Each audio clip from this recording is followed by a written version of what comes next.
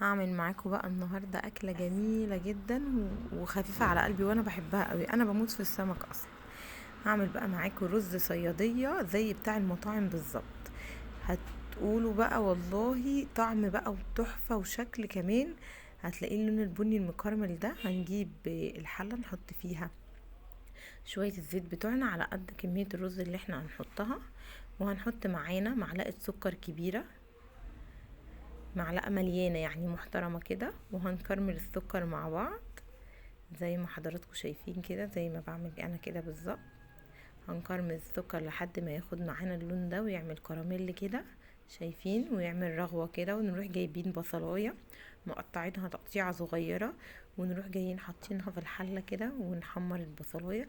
انا مش عايزة البصلاية تحروق قوي معايا، عشان عايزة لون الكرملة دوت مع طعم الكرملة مع السكر، ما يبقاش البصل محروق عشان ما يمرروش. انا عايزه البصل يكون لونه ذهبي كده، وهو اصلا اللي هيديني اللون البني للرز اللي السكر مش البصل.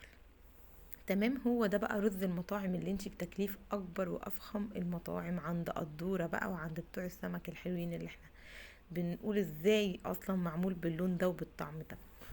اللهم صل وسلم وبارك على حبيبي وشفيعي رسول الله محمد. شايفين ما شاء الله؟ شايفين بقى؟ انتي بعد كده بتحطي كمية المية على قد الرز اللي انتي هتعمليه. ودي دقة من اللي انا بعمل بيها السمك، اللي هو توم وليمون وكمون وشطة وملح وتوابل السمك. نحط بقى الرز معانا الكمية اللي احنا قايلين عليها مع بعض زي ما انت عايزة. انت بتحطي ميتك على قد رزك. الرز المصري زي ما احنا عارفين كوباية رز عليها كوباية مية. بس بصراحة انا عمري ما بعاير رز، انا بحط كده بالبركة، لاني انا عارفة مقداري قد ايه. بس هو الرز المصري كوباية على كوباية.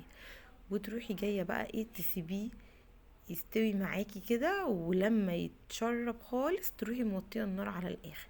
هتشوفي بقى هتاكلي شوية رز اللهم بارك، بألف هنا وشفا. حاجة كده ولا اروع. شايفة لونه بني ازاي ومفرفر وما شاء الله تحفة.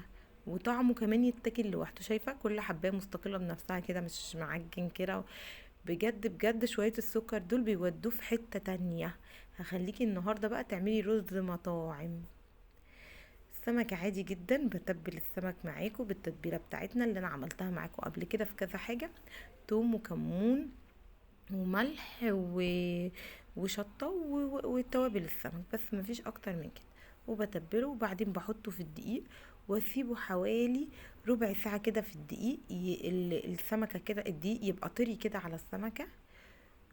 وهقليه. انا ما بحبش ازود الزيت كتير وانا بقلي السمك، علشان برضو بيبوظ معانا.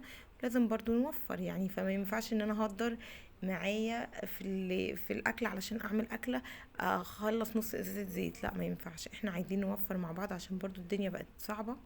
فاحنا زيت السمك ده مش بنستعمله تاني في اي حاجه. فلازم ما تزوديش معاكي. انت هتعملي الطريقه اللي انا بقولك، هتحطيه في الدقيق، وبعد ما هتحطيه في الدقيق هتسيبيه شويه كده حوالي ربع ساعه. هتلاقي السمك معاكي اللهم بارك مقرمش وتحفه وجميل.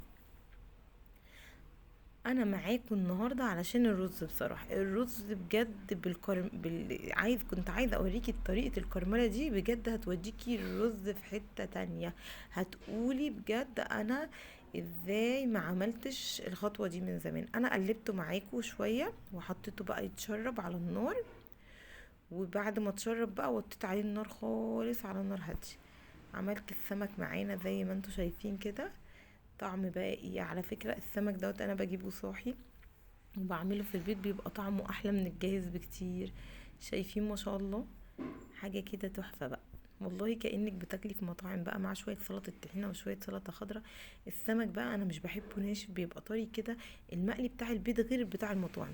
بتاع المطاعم تحسيه ناشف كده، تحسي ان انت مش بتاكلي سمك، تحسي ان طعم السمك. لا، انا عايزة السمك حلاوته كده وهو بقى مسكر وصابح كده يبقى باينة معايا. انتي بجد بجد بجد طريقة الرز دي اما تعمليها بجد هتدعيلي عليها. ما تنسينيش لو عجبتك، وتدعيلي وتكتبيلي كومنت حلو كده ولايك.